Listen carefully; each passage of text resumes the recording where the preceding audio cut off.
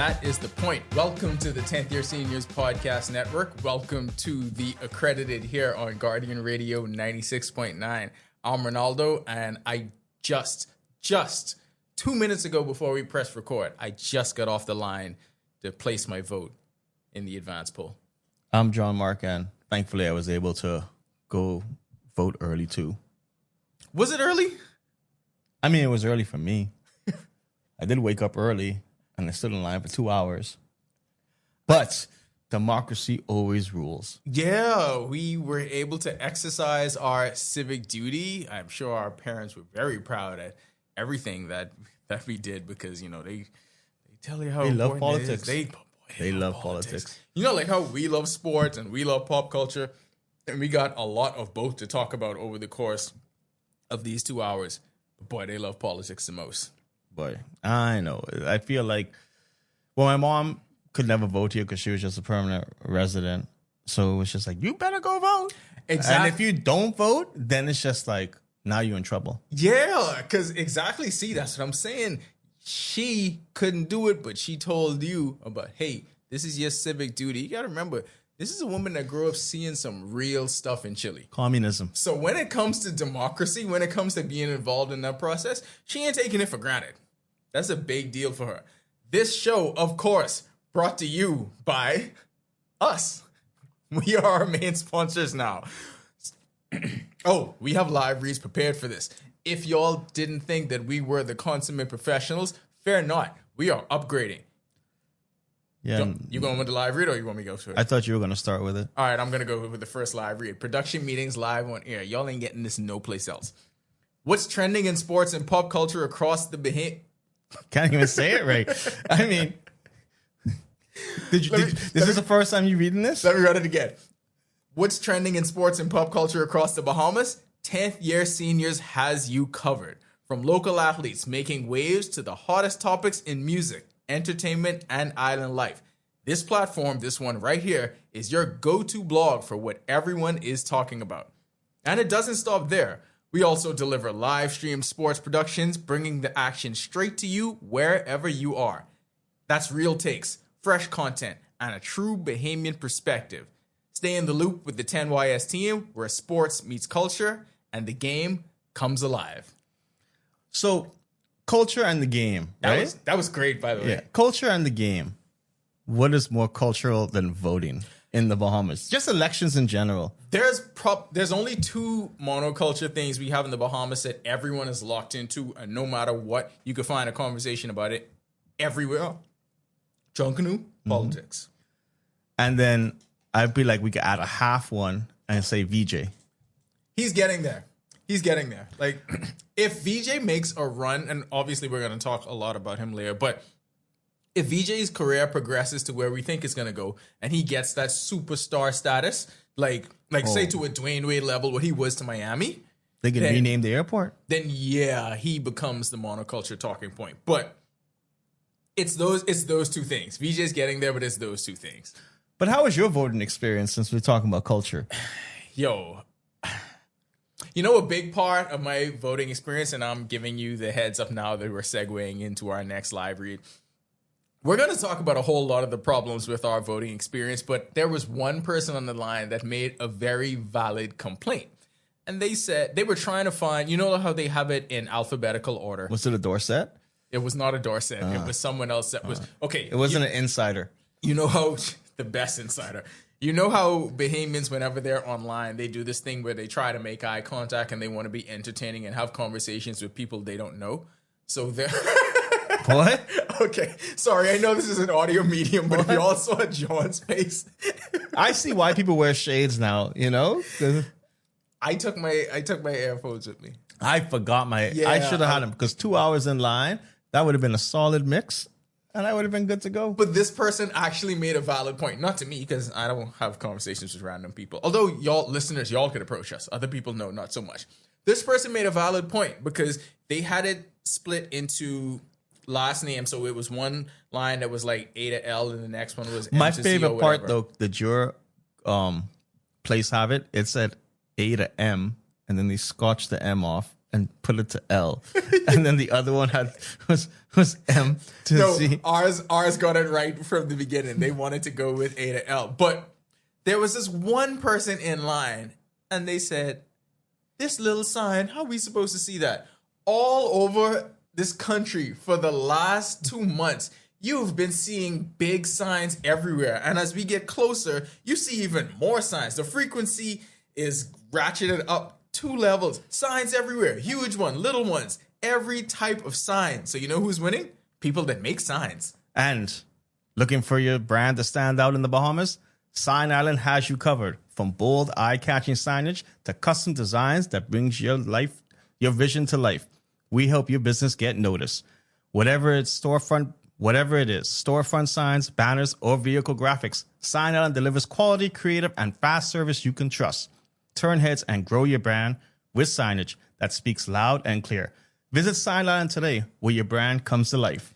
So if there's anybody that wins during this election season, whether it's the PLP, whether it's the FNM, whether it's 2 things that win. Whether it's the COI, it's signs and prescriptions for Xanax. Yo, everybody that makes a sign. I know we just did the read for Sign Island, so I know Sign Island winning. Shout out Kwaku. But everybody in this country that makes signs gotta be winning right now. And you know what's crazy to me? Because this is something that we've been bringing up since day 1 of this show, right? We don't get athlete signs nowhere. None. Like Devin and Shawnee have signs by SAC. We don't get athlete signs anywhere. Nowhere. But when it comes to politics, we have seen the face of all of these politicians ad nauseum. But these people who actually do it out there doing this stuff, we don't see them. Anyway, this is about the fact that people who make signs are winning right now. And Sign Island is one. You know how much signs there was out in front of Doris Johnson for real? A lot.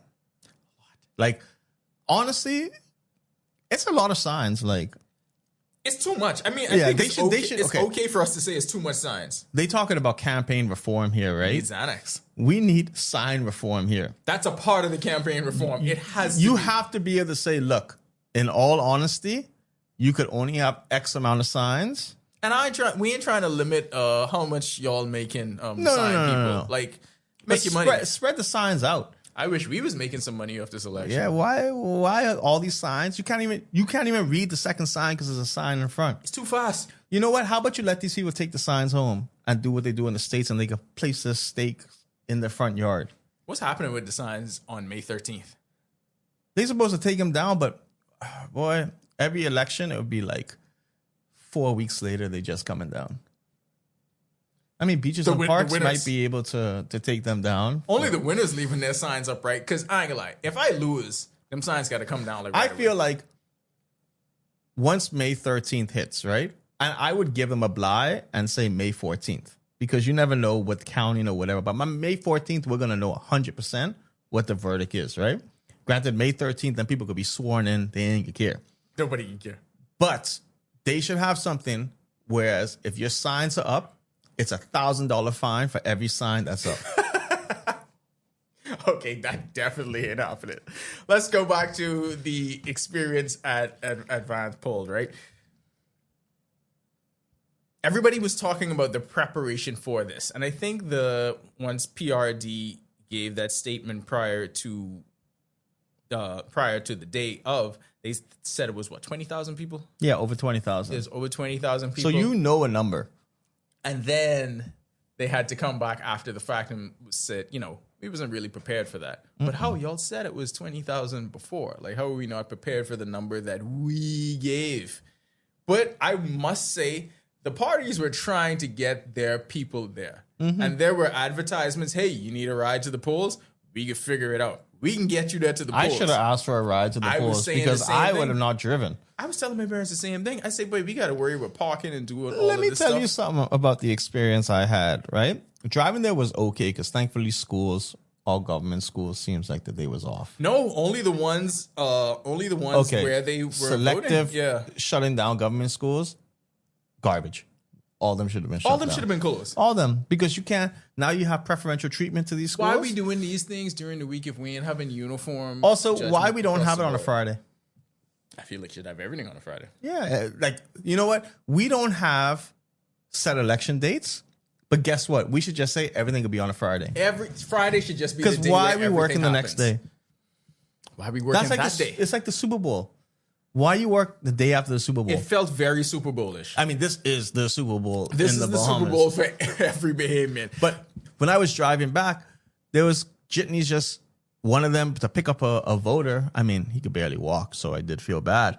But because people had to carry him in the Thank in you the for your jitney. compassion. Yeah. The police had to stop and like stop traffic and thing. And it's like, I get this. But jitney man, you could have pulled up into the side because there was a whole empty lot there. Like Getting there was a difficult thing, and you know how you could have gotten there if you couldn't get in contact, or if you didn't want to pledge your allegiance to a particular party, like by asking them to take you to the polls. There are ways to get transportation around this town. Our favorite way, Pratt's Car Rental. Need a reliable ride in the Bahamas? Choose Pratt's Car Rental. This is your trusted partner on the road. Whether you're here for business, vacation, or to vote, Pratt offers clean, comfortable vehicles at an affordable rate. With friendly service you can count on, from quick getaways to longer stays, they've got the perfect car ready for you. You can drive with confidence, drive with ease, drive with Pratt's Car Rental. Book today and get moving the right way. That's Pratt's Car Rental. I don't have the flyer up to give you the details. John Filibuster. So shout out to Pratt's Car Rental for coming on last week as a sponsor. Info at 10ys.com. It works. And now I got it. Daily price, $50. Weekly price, $300. And you can contact them at 826-8279. That's 826-8279. Find them on Facebook or IG at Pratt's Rentals 242. There you go. We're giving hey, general election is May 12th. So if you need them rides, you don't want people to, incognito type thing when it comes to voting, because some people don't want to show their colors. Some people don't want to live. Like, I don't want people to see me coming off a bus with party colors. Mm-hmm. I know if the third one have a bus. Did your place have breakfast? No. Here's the thing about that, right? It's like, well, I'm not going to put names out there, but you had a candidate that was going around saying, hey, these people are waiting on this line for like 2 hours. It is hot. You didn't get water? This particular candidate was having their people give out water, and they stopped it, and they said, this is kind of voter coercion. You can't be giving water out to people. And I'm like, okay, well, maybe don't make that a party thing. Maybe PRD should be doing that. Maybe someone should be doing it. So you're Make trying it to tell objective. me the one thing you need in life, water. You need water. You need some kind of hydration. You need something to get you going. I mean, that would have been a great opportunity for one of these water companies to become the official sponsor of the elections. Could have had like Blue Water, Aquapure be like, hey, we'll provide the water.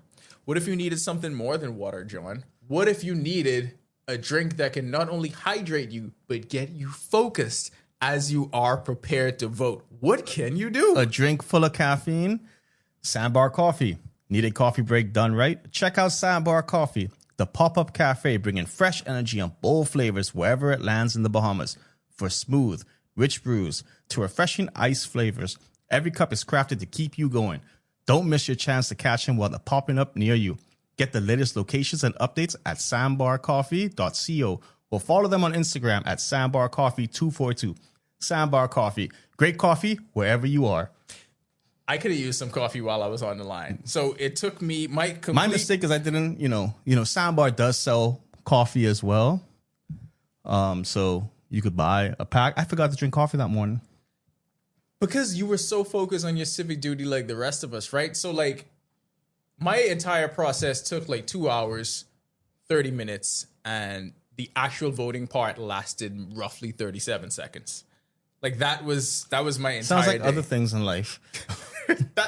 Just not voting. But hey. Just not voting. But you could talk about that with cooking. You could talk about that with a whole lot of different stuff. Going to the bank, like waiting in line, 2 hours. Transaction, 37 seconds. That's pretty much what it was. But this was a completely entertaining day. And I'm sorry, we are going to get to sports, but this is the Bahamas' favorite sport right here. So how could we not get to this? This is the most important thing right now. Let's put it this way. This is the most important thing because, like you said before, everyone is talking about it, and this is the one thing that we all have together. Doesn't matter what your party line is, everyone could be involved in it in a certain way. So even though everyone's going to be involved in it, we're going to be talking about it. Most people from opposite sides. You know, the one thing that brings all behemoths together, this may be the most important thing right now, but in a couple months, there's something more important coming up where we get to drape ourselves in the flag and we get to have an amazing time together because we will all be Bahamians under one umbrella. And you know when that is? July 3rd and 6th. The road to the World Cup heats up for the Bahamas. Don't miss your national team in action as they face Jamaica on July 3rd and Puerto Rico on July 6th. 2 high-stakes qualifying battles. Fans get to see the elite talent on the floor. The NBA guys will be here. You don't have to ask the question. You got VJ Edgecombe, Buddy Hield, and DeAndre Ayton, all bringing NBA-level firepower right here at home. Tickets start at just $75 per game, and that ain't no real money because I saw how many Thousands of people in Miami to Miami to go watch VJ play a regular season game with no strings attached. Anyway, these tickets are on sale right now at nsa-bahamas.com/events, so you can secure yours early and be a part of the energy, the pride, and the push for World Cup qualification. This is must-see basketball, and the most important thing and most convenient for you, must-see basketball right here in the Bahamas. When is the last time we would have that much NBA talent on the floor in the Bahamas? We've never had that. Exactly. And we will, I mean, I don't want to say we'll never have it again, but dog, the odds of us having it again, not in this generation. I'll say that. We won't see it again in this generation. But we got to look at it this way, right? Kai Jones on the team. Absolutely. You got to choose between Eric Gordon and Isaiah Mobley. Yeah, the names These are we all mentioned. these are all NBA experienced players. Then you got Donnie Freeman, who might be coming down, St. John's new commit, but that's NBA right there, right? Future NBA talent. AJ Stores declared for the draft. Possibly future NBA Yeah, talent. so we have players, like we have so much talent on the floor, it's ridiculous. We're probably one of 4 or 5 countries in the world, not just, well, let's just ignore USA and Canada. We're one of 2 to 3 countries in the world outside of the 2 powerhouses in basketball who could say we have that much talent on the floor. There's no other country in our, let's say in the space that we occupy, and we're still considered a developing nation in terms of basketball, right? Ain't nobody in the group that we are in could boast of this kind of stuff. And that is why everybody needs to come out to that. Now, y'all could bust people there too. Like, political parties don't stop on May 13th. When it comes to July 3rd and 6th, let's bust people there. Start buying these tickets. Actually, you know what? Ask y'all MPs to get them tickets from now because they on sale. Exactly. I don't run no marketing campaign or anything for these parties. You run the marketing campaign for info at 10YS. Info at 10YS.com. But yeah, man, I mean, tickets on sale now.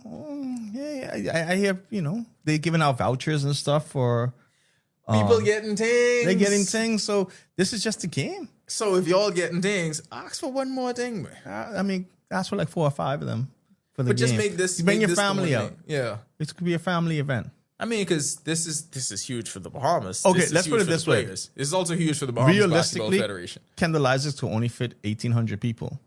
So that means tickets are low already. Yep. Like, not one ticket has to be sold right now to say that tickets are limited quantity. They're already selling out. And if y'all start complaining about prices, please go look at what Canada is selling their prices for their game. Their least expensive ticket, which would be the equivalent of the tickets we're selling, is around $150.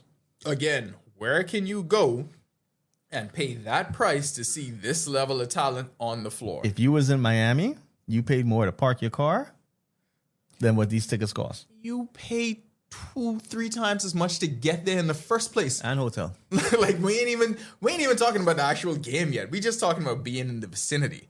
So yeah, we are going to have another monoculture moment after the election. Full disclosure, and when you go to info at 10ys.com, and if you've been listening, all this, the last 20 minutes just proves to you, is we know how to sell products. Because we just wanted to see if we could do 20 minutes of selling products, and we just did. I mean, I might have to go rent a car to then buy some coffee, to then go to Sign Island to get some 10YS products made. And once I get those products made, right, I'm going to make sure I go to the nsa-bahamas.com/events and buy my tickets so I can be prepared. Before Independence, how much more patriotic can we be? Because you need a sign to hold up at the game while you wear your 10YS shirt and have your Bahamian flag that you waving. And drinking your coffee so you have the energy to sustain that for the entire game. And you also got to drive there. And, well, that goes without saying. I love it when a great plan comes together. Info at 10ys.com, by the way, because you want your product to be sold just like these ones were. All right, let's get back to talking about advanced poll. But why'd I got to take so long? We're going to go back to, we knew how much people there was. Now, I was watching, let's put it this way. I watched a lot of social media stuff with the election. Everybody has to. Here's my thing. You can now experience the whole show. Everything. From home. Everything. Even when I was waiting in line to go vote, I'm watching what they put it on because I want to see. Meanwhile, they're interviewing, I'm like, oh, yeah, I right there. Yo, I got to say this. Shout out to all the media companies, by the way. Because especially our news. As excited as, well, yes, of course, especially our news, especially to the our news senior producer, just keeping everything together, keeping the ship afloat. I got to say that before I get in trouble. But all the media companies were so locked into this because they know how much the people care about this. And boy, they was locked into giving them everything they needed. Yeah. Information overload. Let's just put it that way. Is it possible to even have information overload with this? Because I feel like these people want all of it. No, you want it, but it's still just because you want it doesn't mean it's not an overload, right? Because I feel like, am I going to get Urquhart saying this? Chocolate cake, maybe. You could want a lot of drugs, but if you overdose, then it's too much. Like, that's the only analogy that I have with that. You could want it, but it ain't, it's too much sometimes. Or just enough. Don't do drugs, kids. Yeah. But all I'm saying is, yes, I want to see everything I can handle. But my favorite, like I say, Nicholas Fox. Hold on. Don't jump the gun yet, John. I'm jumping the gun. Don't jump the gun yet. We got to go to winners and losers from this thing. So winners of... We're not talking about who actually got votes.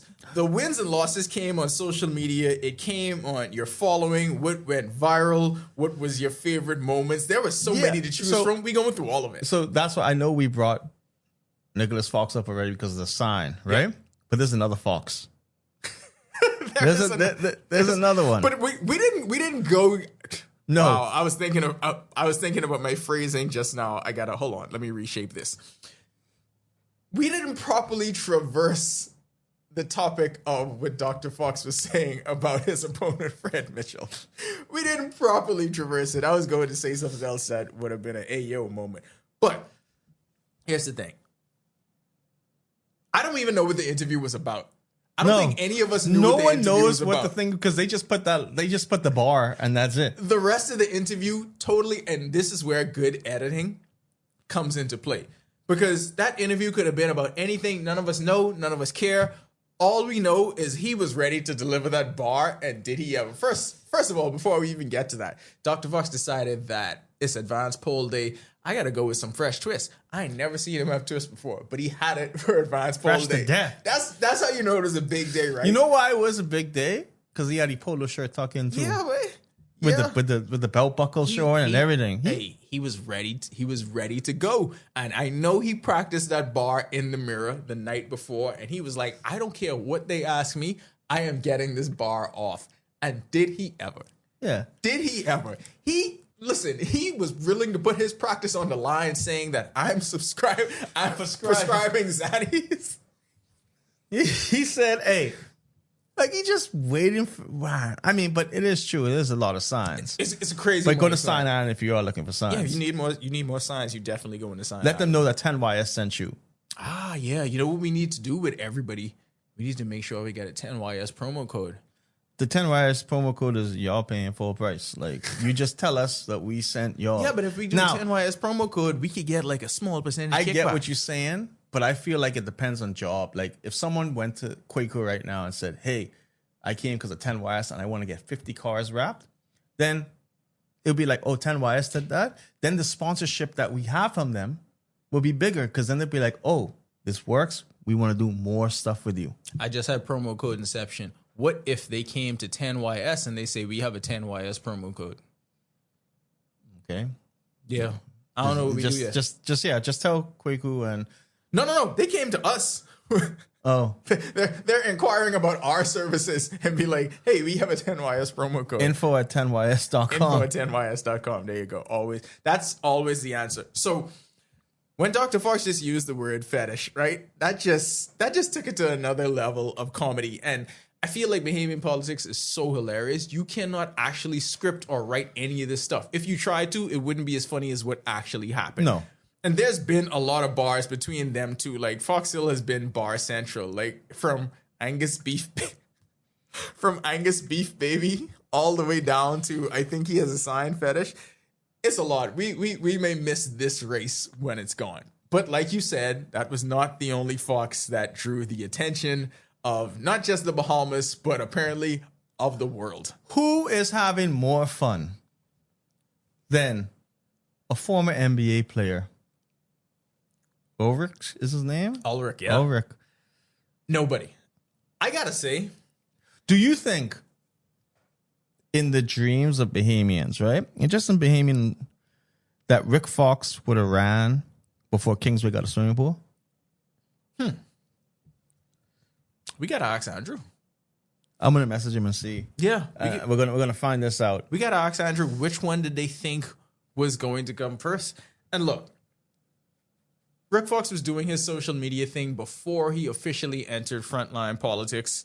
And we got some insight into his humor when he started doing the videos with Sawyer Boy. A couple of them were really good. And I mean, we know Rick Fox was an actor in his post-NBA playing career, so like he could get that kind of stuff done.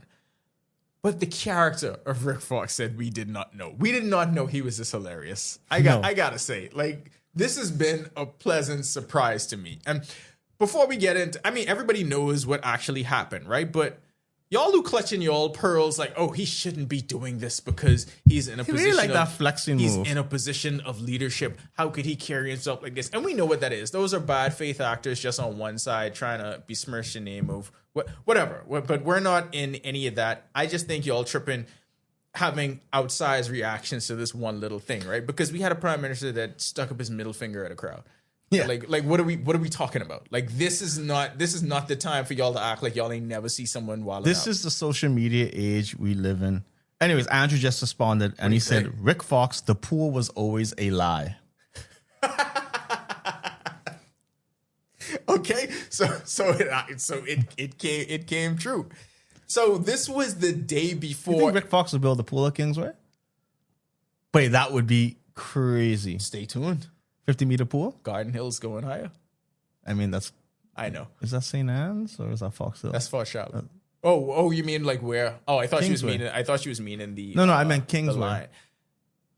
That wouldn't count in Fox Hill? I think it's Fox Hill. Yeah, I think that counts as Fox Hill. Burnett Road, Fox Hill. I don't know where the lines are drawn. Who knows? Some of the signs just blend into each other, so we don't even know. Gerrymandering, all that stuff, I don't care. Yeah. I just know that I was in Montague and then they changed me to St. Anne's. We don't know. And I'm just saying, like, yeah, wherever I got to go. We just there for the vibes. So yeah, for the vibe. We really just there for the vibes. We could have done a whole podcast outside the... We actually should have. Yeah, we should have done it outside the voting site and just have random people come. We didn't know it was going to be this lit, though. I ain't gonna lie. I didn't know it was going to be this lit. I feel like...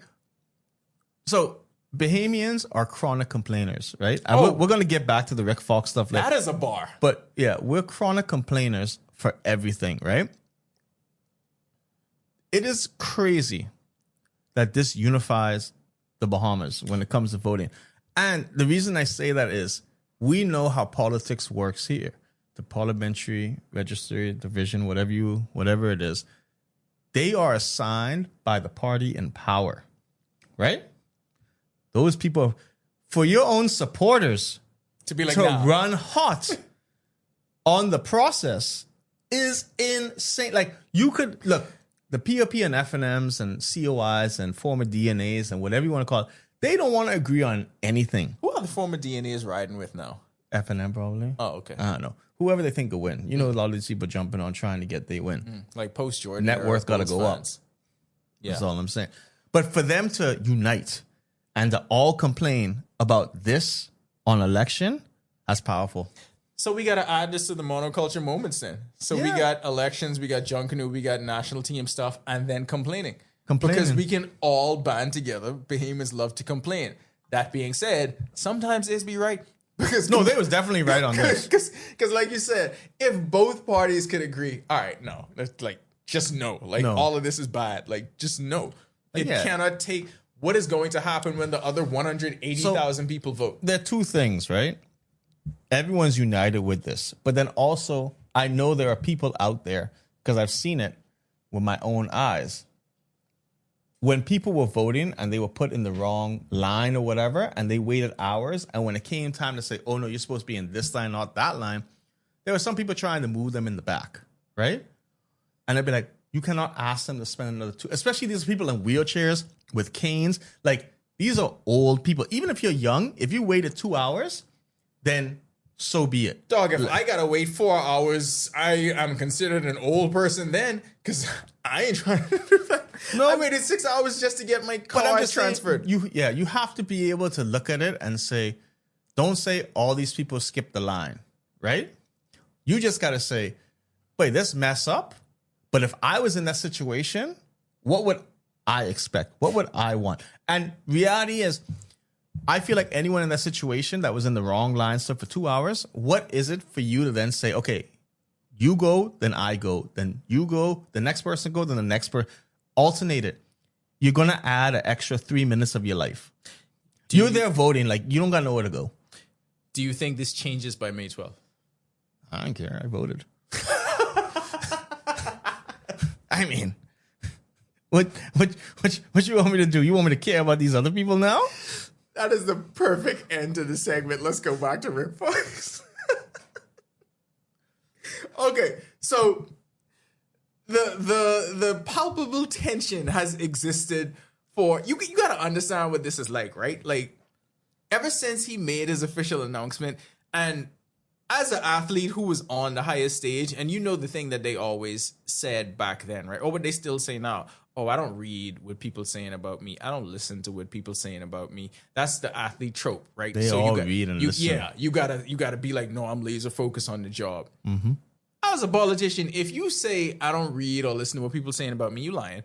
So we know that. Especially if you have your one camera angle and Are you holding somebody? I got somebody did say something. I feel like my insider caused that because I was like, listen, could you please tell But them? you're not the only person. There was a bunch. Like if you read the comments, a lot of people like Somebody had to listen to it. Yeah, somebody they read it and said, you know what, you're right. Stop holding the phone yourself and then having it like 2 millimeters You could away from you your could nose. buy a phone monopod for $20. It's so easy.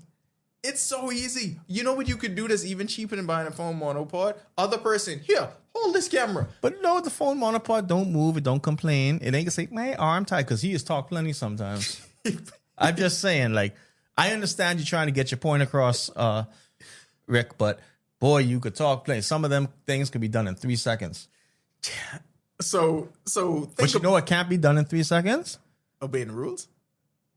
Not Fighting off only bullies? that. Yeah, fighting off bullies. We're know not getting bullied. I knew I You was- know, I kind of like that. I do. I like that. I think that's great. Like, because in reality, we live in a country where politics has always been, well, if you don't vote for my party, you can't Yeah. get X, Y, Z. That was a whole like victimization was a Yes, whole thing. that's But the word. I'm sure it still is, but I mean, my parents always tell me how horrible it was like in the late 80s, like when they early didn't send a 90s. mailboat if you voted for the wrong party. Maybe, I don't know, but the other generation would tell you how really serious it was back then.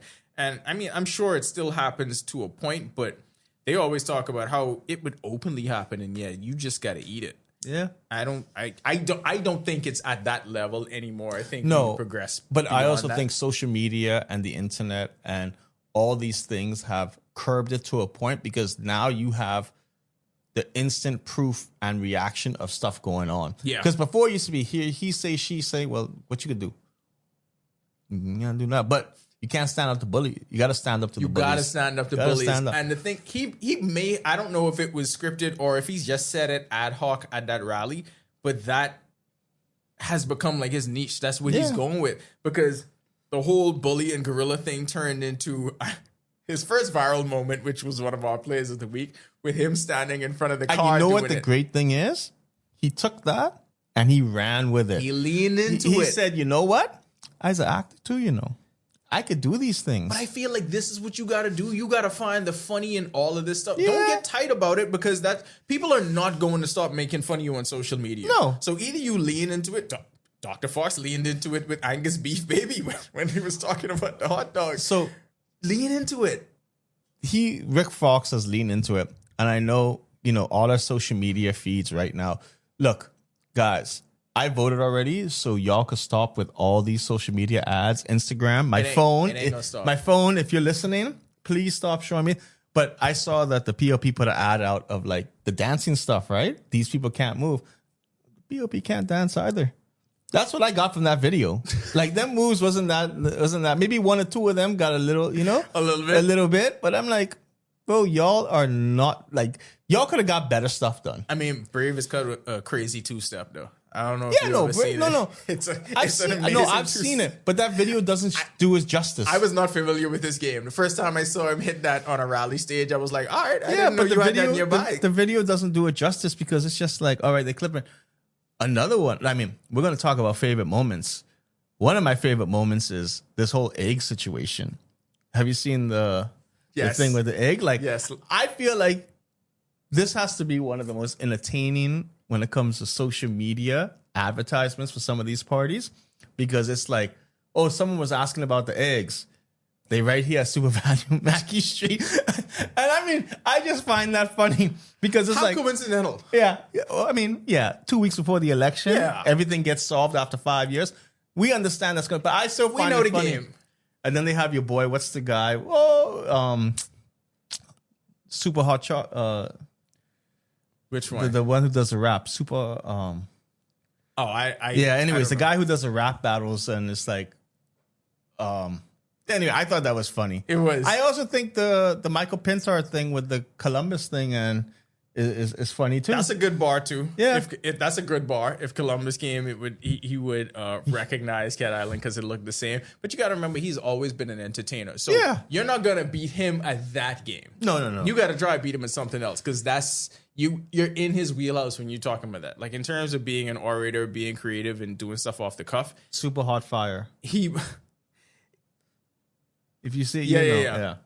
In terms of like just off the cuff and being able to really get a crowd going, he might be one of the best we've ever seen at it, because that's what he's been doing legit his entire life. Going back to Rick Fox.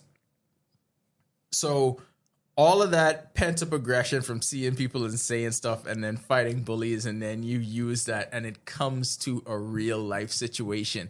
And the crazy thing is, the people around them was some of the funniest moments to me, because then you realize, oh, y'all willing to like go to war for this. Like, y'all love this different.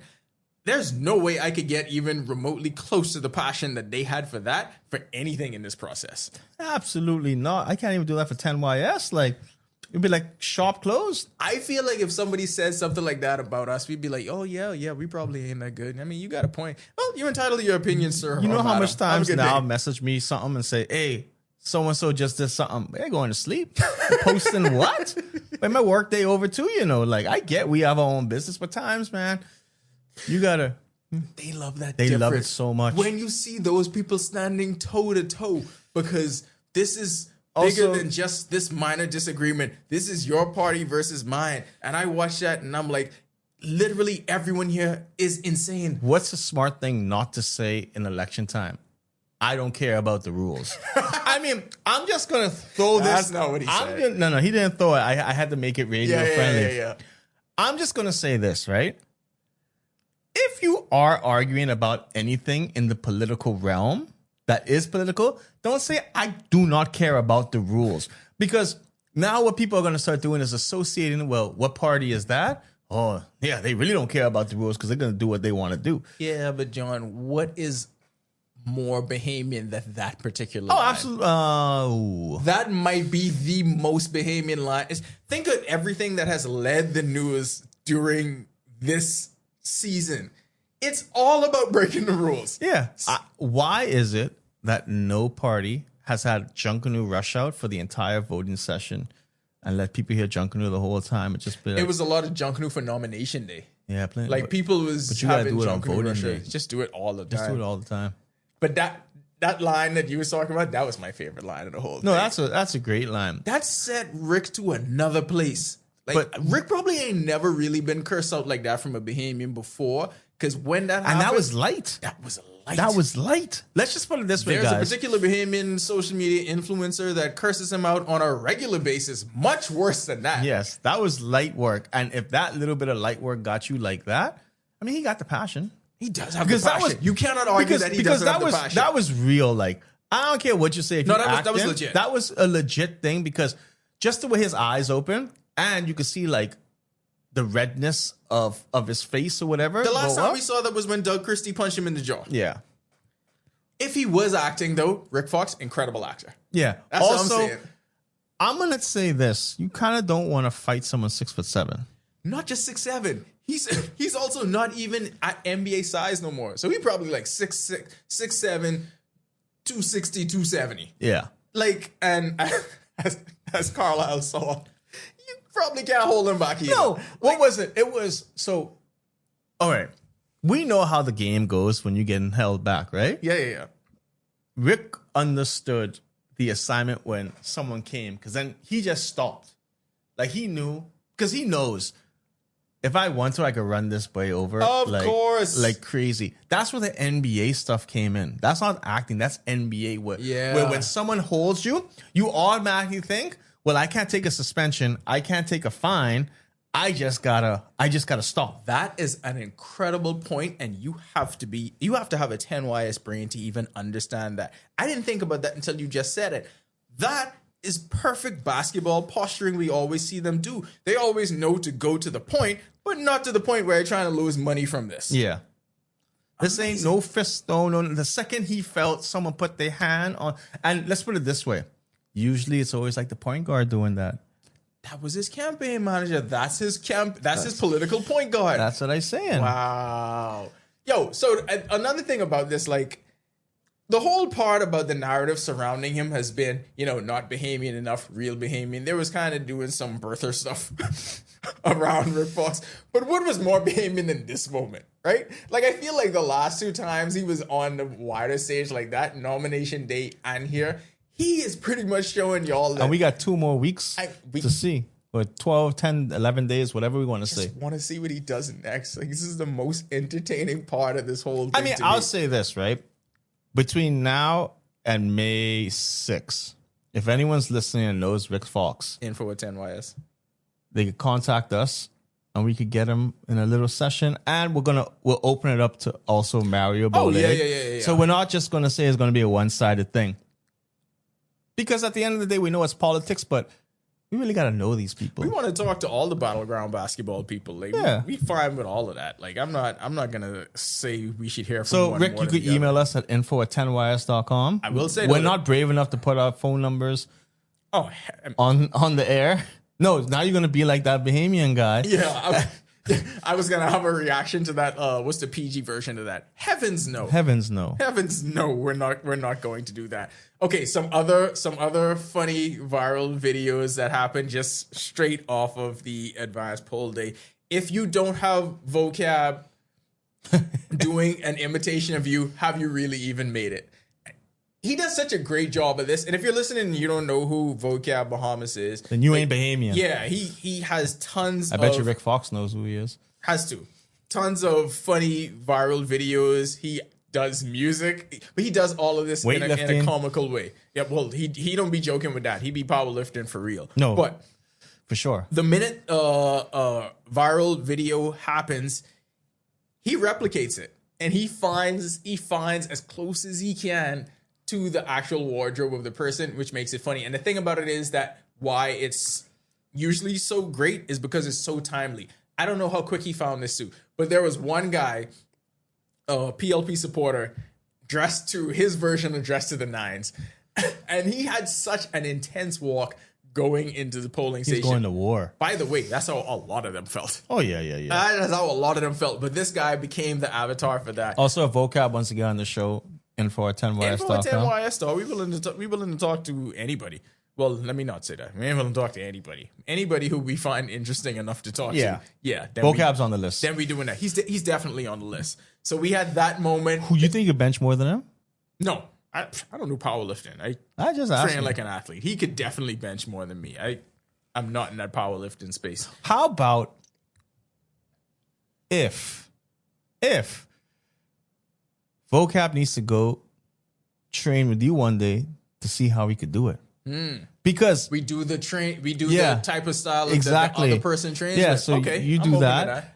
Because you do some also athletic training. the only- I do the powerlifting. The only reason I bring this up is we see that this is outside of the politics thing because you could just go haywire whenever you want. ISO Speed is doing his Caribbean tour, right? When is he coming here? I don't know when he's coming, but I feel like we got to get Vocab training because if he gets selected as the host, Speed like to run and things. Speed does like to run. And Speed we know, has been running we know everywhere he's Vocab gone. got a little bit of speed on him too, right? Yes, the video he had with the immigration officer. When he was exactly. running for a really long time. So we need to prepare him.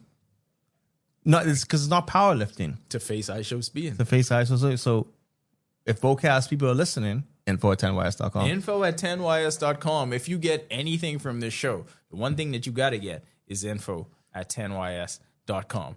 Another funny viral video was the one where you had the F&M supporter who was in the wheelchair and you had the PLP supporters were trying to help her in the wheelchair and she seemed as if she was ready to get up and fight them off.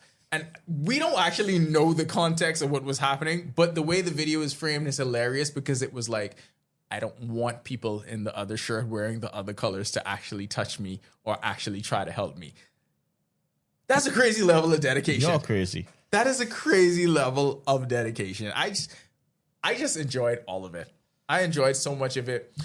But for me, you know what my biggest disappointment was? Waiting in line for 2 hours? No, not even that. Lincoln Bain didn't have a moment. Yeah, he was too like Real. all of his moments were before. No, you got to have a moment on election day. Oh, you know what a favorite moment of mine was? When I saw the video of Brave voting and talking about, oh, this is the great day. The lines are long. Like, that's not a good thing, right? Like, let's just throw these things out there. The lines are long because it wasn't working too well. Yeah, it was not because And of then- turnout. It was because of inefficiency. Yeah. And then my favorite thing is, I think it was the Tribune who had the clip. I don't know if it was a Tribune or someone was asking a question about something. And then you had one of his details, like standing in front of the camera, like put his face in front of the camera. It's like, bro, Ain't nobody here to see you. ain't no one here to see you. And this is the leader of the country. Like, this is just the back. You blocking him, don't do nothing. Like, that's all I got to say. You blocking him ain't doing a thing because people can end up seeing Brave everywhere. Of course they will. I mean, we know where to go. Yes. Disappointment. I wanted Lincoln Bain to have a moment. He did so great on nomination day. He was one of the stars of nomination day, but he was very subdued. He had the angry walk. He was very subdued here. He was very we know he was on his quest to get his $5 million from Sabas. Very subdued, gave some very typical politician speech remarks, which I hate. Yeah. I hate. I prefer the ones where they're themselves. I prefer.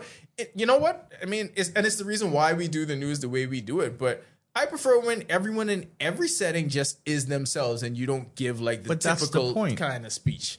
But that it's almost as if that's what he had to do. It's like he was masquerading as one of these, real politicians, quote unquote. I like it. I like when he's causing chaos because the chaos that he causes actually helps sometimes. Yeah. So I needed some of that. And also, in addition to that, I am here for the funny. Like, I'm Everyone's here for the funny. Everyone's here for the jokes. If you ain't got jokes election time, then you know what? Go away. just go away because this is the greatest thing. Advanced poll is the prequel to general election.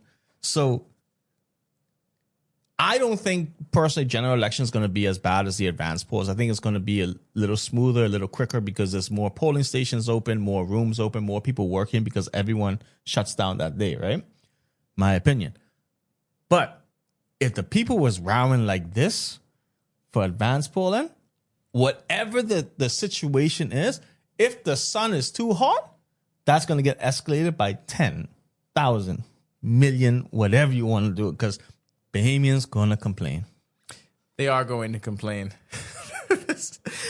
Listen, we did not plan that we was going to do our entire first hour on advanced poll, but this is a Lazy River episode, and this is where it took us. When we get back, we are going to talk the NBA playoffs. We're going to talk more BJ.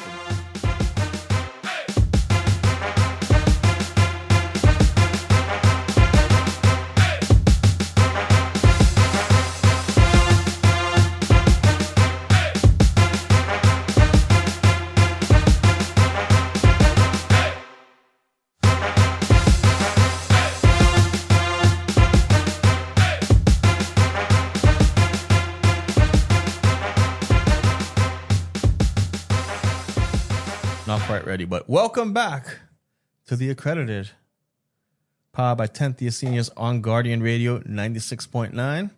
We switched it up today for this segment. I'm John Mark. And the Atlanta Hawks ain't my team. I'm Ronaldo Dorset, and the Atlanta Hawks also are not my team. I don't know if they're the Bahamas' team. They're barely clinging and hanging on to being Atlanta's team.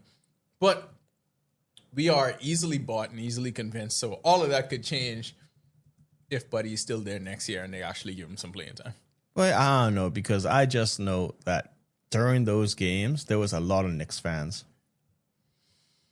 The only reason this series even warrants us talking about it is because Buddy was involved, right? And I want to start our discussion about Knicks Hawks taking it back to the regular season finale when Buddy was playing in Miami, dropped 31, hit 7 threes. 1, 2, 3, 4, 5, 6, 7. That was the game, like, no, I could still do this for real, for real. Oh, no, we know he could do it for real, for real. We know that. I feel like the NBA knows that. Do the Hawks not, like, I want to figure out what it is. That had to have just been filling the space, because right now his contract for next year would be $9.65 million. But it's a partial guarantee, which I think goes down to $3 million. This is guaranteed. So I don't see how the Hawks don't buy, unless they could trade him in the draft. I don't see how he's not bought out for the $3 million that he's owed, because then he won't be owed the $9 million, and then he becomes a free agent. Because it's literally tanking his career. Like, let's call it what it is. Him just sitting at the end of the Hawks tanking, bench. bro. Adam Silver already says he doesn't like tanking. Well, let that extend to coaches who tank people's career as well. Because, I mean, Kuminga was able to escape it because he's so young, but Buddy's older. Buddy's 33. Yeah. This is tanking the end of his career. He could be a legitimate contributor to a contending team, because everyone needs shooting. Everyone needs someone that could spread the floor. Shout out to Clay. Everyone needs someone that could spread the floor. Somebody where spacing in the NBA and pacing is at a premium right now. So this is a skill set that will always be valued. Y'all watching these playoff games right now and tell me that is a skill set that couldn't help your favorite team. Ask Detroit if they don't want a shooter. You know when that shooting will be valued? When the road to the World Cup heats up for the Bahamas. Don't miss your national team in action as they face Jamaica on July 3rd and Puerto Rico on July 6th in 2 high-stakes qualifying battles. Fans will see elite talent on the floor and shooting from your Buddy Hield. Tickets start at $75 per game, and they're on sale now at nsa-bahamas.com/events. Secure your tickets now and be a part of must-see basketball in the Bahamas. Thank you for that, John. I didn't know we was going to read them again, but now we could do the thing. Now we have to weave them into the conversation. We just had to weave that one in, because we're talking about elite level shooting. You can see at home. Absolutely true, because that's the next time we are going to see him. I feel like our phrase his entire career has been meaningful basketball. Well, it don't get more meaningful, well, for a lot of these guys than playing for the national team. Because, yes, we will never say that collecting the checks is not important. No, that's important. Of course that is important. That is incredibly important. But just in terms of, there's a difference. And not just with Bahamian players, but you see it with a lot of the Euro players all across the NBA, right? They love their national team. You see the different effort in terms of how they play when it comes to national team and when it comes to like random normal NBA games. But it's the same thing in soccer. You have players that step their game up in national team, and then people will say, why can't they play at the club level? Because there's a whole different feel. It just When you're playing under a flag, we understand that these guys are making money and they're making good money. But the pride that you have, and especially being Bahamian, we already see how it is with the elections when you're getting cussed out. Our fans got no filter in that stadium with these guys playing. So you thought that was bad with the election? Just wait till you hear. Like, we're going to have to put signs on the saying, please, code of conduct. Yeah. Because if there's no code of conduct sign, these guys going to go crazy. So think about the fact that, I mean, just look at what happened with Buddy this year, right? It's crazy that the end of the previous year, you were a hero in the playoffs, just saving the Warriors in a game 7. But then you go to your minutes, take a drastic dip with the Warriors. They obviously didn't want you, jettison you off to the Hawks, who obviously don't see you as a part of their future plans. So this year, you literally don't play any meaningful basketball games out of collecting the check. But this summer, you get to, and you get to do it twice.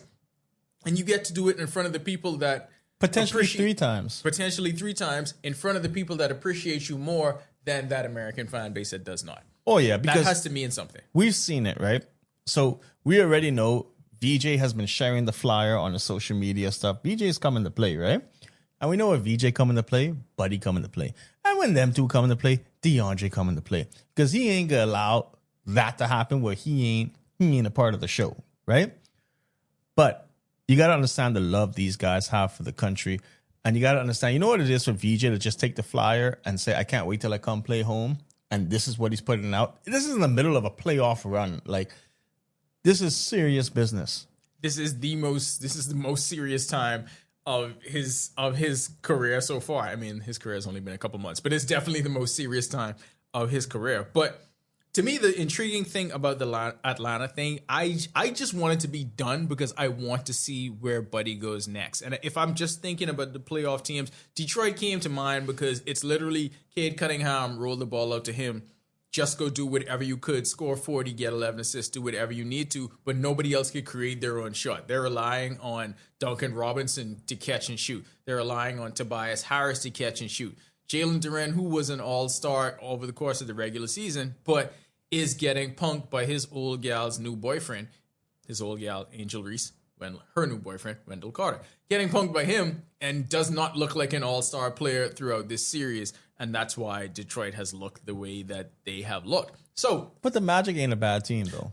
Magic's not a bad team. Just like Philadelphia. But he would actually fit over there as well. Oh, yeah. So, like, I'm looking at, as I'm watching the playoffs, I'm thinking of spaces where he could be and where he could be used. So here's what I saw. Well, no, I'll wait to say it because it's a Philadelphia thing. Okay. Detroit would work for sure because Duncan ain't Duncan. No. It's like... We're willing to run on that, by the way. Yeah. If info@10ys.com if you want us to run on Duncan. Yeah, but shout out to Sandbar Coffee. Shout out to Sandbar Coffee. But, yeah, it's just weird because we know the Magic's good, but Detroit... What's the last 1 seed that we had in the playoffs where I wouldn't say they're frauds, but they're not as good as their seeds said they are? In basketball, it's tough in basketball because basketball is probably the NBA is probably one of the truest indicators where seeding kind of plays out. It usually plays out the way it is. Yeah. It's really tough in basketball to find that. That's why when it happens, it's such a rare thing and it's overblown to the point like the year when the We Believe Warriors beat Dirk and the Mavs. Like that kind of thing was almost unheard of. It just rarely happens. But no, I get where you're coming from. Because what I was thinking was when the Pittsburgh Steelers in football. I know you always say it with them. Yeah. See, the NFL is kind of easier. It's tough. It's tougher in the NBA. So the second they got real competition, they were gone in Done. the playoffs. But like I'm trying to see what is the equivalent basketball wise because you can't say it was the Heat when they lost to the Knicks that year because the Knicks weren't. Or the Knicks, like I say, I don't want to start talking about Philly, but we can. They're closer to the Philly. Lazy River. Yeah, they're closer to Philly. when at a 7 seed when they're full strength, because we know that full strength that team isn't a 7 seed, just like the Magic isn't an 8 seed full strength. Yeah, that's what it comes down to, right? And it's almost as if injuries at a specific time can be beneficial for you, even though it doesn't look that way. At a certain time, it can be that way. But for the rest of the playoffs, Were the Knicks a 1 seed? No. One in the East was... I don't think the Knicks were 1. I think the Knicks were 2. That season when Bing Bong... Oh, I thought you meant now. No, now they're the 3 seed. Yeah. I don't think they were 1. I don't know. I don't think they were 1. But yeah, so for the rest of the playoffs, I'm actually going to be watching, and I've already started that, but watching it through the prism of, okay, Buddy would fit in this situation, or just thinking of a better situation that I want him to be in, because anything other than, like, at this point, I would have rather him been in Sacramento, at least playing anywhere instead of being on the bench. Anywhere. Yeah, that's pretty much all it is. And I feel like it's bringing a premature end to his career when there is so much left. The Milwaukee Bucks? Okay, yes. When the Heat beat them in 5. Yes, okay. That was a good one. Yeah, it's a lot. Like, that's the equivalent of what this Detroit, because that Milwaukee team, if they got past the Heat, could have made the finals. You know why I couldn't think of that? Because that was a bubble? Properly, John? No, I couldn't think of that because it was like my brain was moving kind of slow. It's been a long day. Started at like 4:30. It's like I need a pick me up. As every day starts for you, but continue. Yeah, but it's like I need a pick me up. I need Sandbar coffee. If you need a coffee break done right, like I do right now, as we're on this marathon of recording, you have got to check out Sandbar Coffee. This is the pop-up cafe that brings fresh energy and bold flavor wherever it lands in the Bahamas. Soon it'll probably be international. We might be seeing wherever it lands anywhere across the world. From smooth, rich brews to refreshing iced favorites, every single cup of Sandbar coffee is created. Every single cup of Sandbar coffee is crafted to keep you going. Do not miss your chance to catch them while they're popping up near you. We should probably look up and see where the next time they popping up. Lauren, you say. Anyway, you gotta. Where should you go to see? Get the latest location and updates. I didn't read the next sentence. Get the latest location and updates at sandbarcoffee.co in addition to, because you should do both of these, follow them on Instagram at sandbarcoffee242. Sandbar Coffee, great coffee wherever you are. Find them in that space, because wherever they are, it's amazing. I've had it after working out. I've had it before working out. I've had it before I came to podcast, and Sandbar Coffee is just great. Yep, Can't wait to see it compete with the big dogs. Celito Coffee is their distributor in beans. I got a bag here, so I have pretty much a taste of Sandbar Coffee every day. Way ahead of the curve. Back to playoff basketball. So I feel like for a lot of, since Buddy got traded there, we were definitely anti-Atlanta Hawks because... Well, we were so for Atlanta when they hired Mikey, and then look how the tides change. Yeah, but you can't... because Mikey could do his job regardless, but you can't... You can't do a Bahamian legend like that. No. And, you can, but we just ain't gonna rock with you. Heel. Yeah, we are not going to rock with you at all. And so it couldn't have happened to a better franchise. Like, here's the crazy... Anyway, no, we'll continue. I would say the crazy thing later. You know what? And you know what? The way the series ended kind of proved that, y'all coach ain't know what y'all doing. Because they got run out of the gym 3 straight games with no adjustments made. Quinn Snyder made no adjustments. And I don't think, obviously the way the series started, it wasn't for a lack of talent that you couldn't compete with the Knicks. But in playoff series, adjustments are a big deal. This is why the Heat were always in it, because they got Spo. Yeah, Quinn Snyder didn't know what he was doing. No. And you know what's indicative of that? Because he wasn't playing Buddy. Wasn't playing Buddy. Let's get off them and get to a team that's still actually playing in this. Let's get to... I'm not going to lie. And we are huge... VJ Edgecombe homers, and by proxy, we have become Philadelphia 76ers fans. But I didn't even see this coming. I did not see this coming. I did not see them falling down 3-1 and pushing this back to 7 games. No, you don't see that very much in any playoffs. Like, it's one of those things. But as we said earlier, when they're healthy, they're a scary team. Now, what I wanted to bring up was with these injuries that they had at the beginning of the year, it thrusted VJ into the position of having to play, right? Well, he was a starter. And once he got that, you couldn't take, because imagine if things were a little different, if people weren't injured and he was coming off the bench. He might have been one of those players with Nick Nurse say, you know what? I'm just going to, ready yet. Yeah, I'm going to ease him into the situation as opposed to letting him flourish. But then last night watching the game, right? And this is how crazy I find it. And this is no disrespect to anyone. Which, when you start like that, this is going to disrespect someone. It's almost guaranteed to disrespect Kyle Lowry someone. should not be in the NBA. Oh, no, I don't even think that's a hot take. No. That's what I'm saying. No disrespect. He came on the floor last night for whatever. I promise you. I cannot believe they did that. Eric Gordon, it could contribute way more than Kyle Lowry. Eric Gordon has had double-figure scoring games this season. Yeah. So it's just like when I saw, he came on the court, he's like, I'm not dribbling the ball up the court. I'm not doing this. I'm not doing that. And it's just like, he's not ready to play. No. He's not ready to play. You look, see what Kyle Lowry I look at that and I look at the situation when we say, where could Buddy fit in?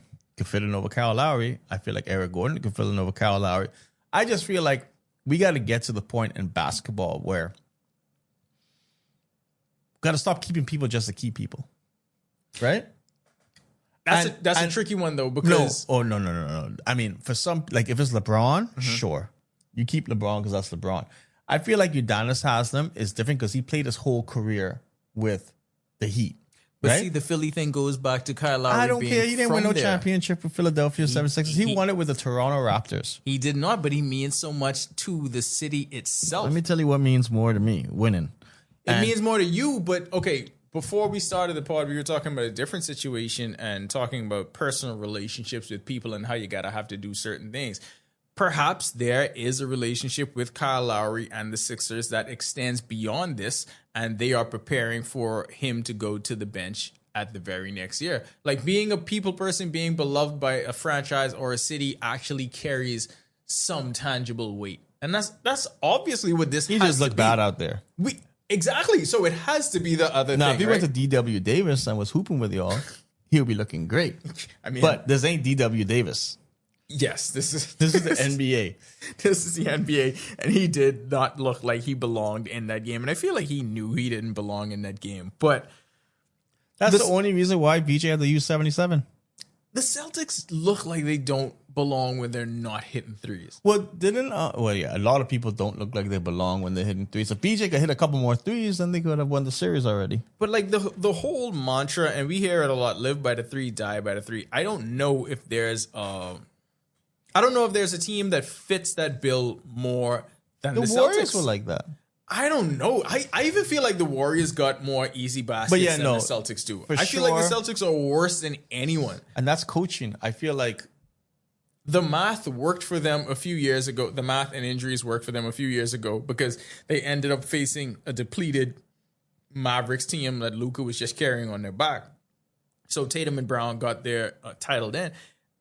But I don't know if there's a bigger boom to bust team than them because they legitimately look like world beaters when they are making threes.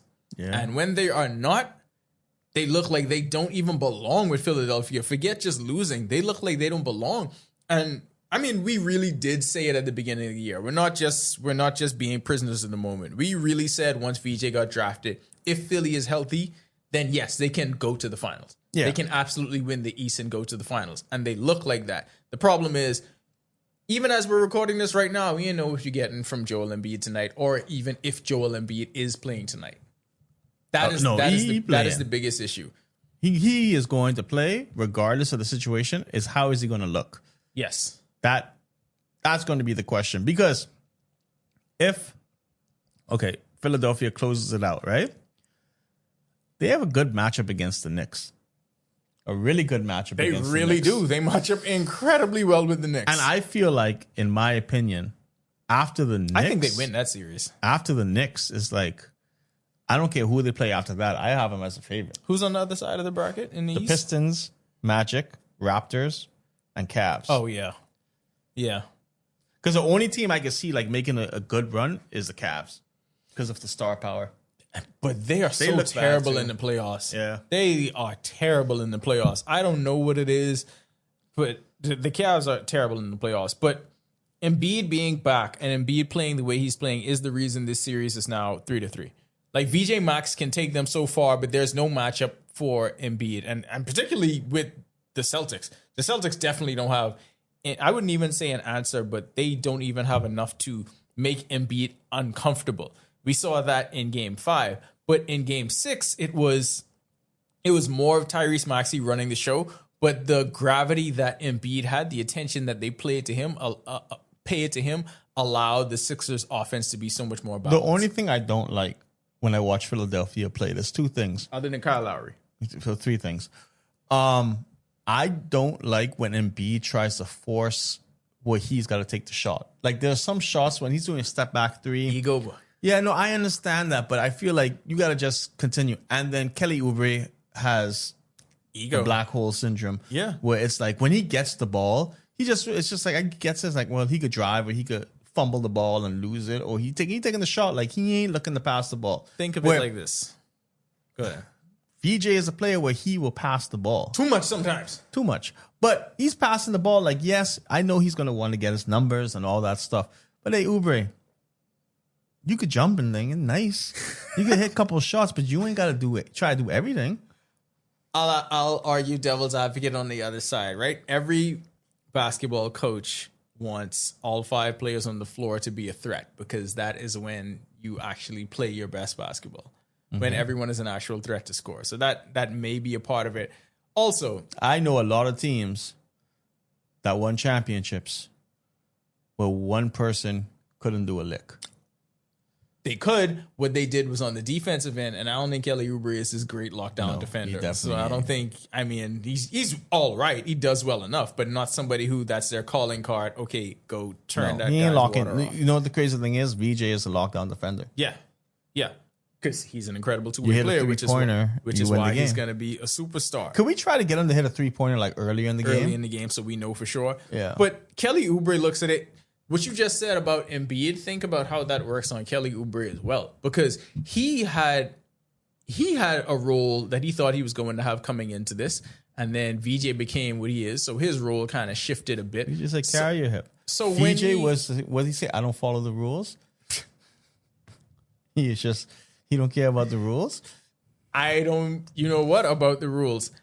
So when now Embiid is back. So of course, now he falls even further down the food chain because Embiid's back. And now Paul George is playing at a near all-star level again. And Tyrese Maxey is the leader of the team. And then you got this rookie over there who's going to be the future of the team. So when that ball's swinging to Kelly Oubre, of course he about to take them shots because he has few opportunities to.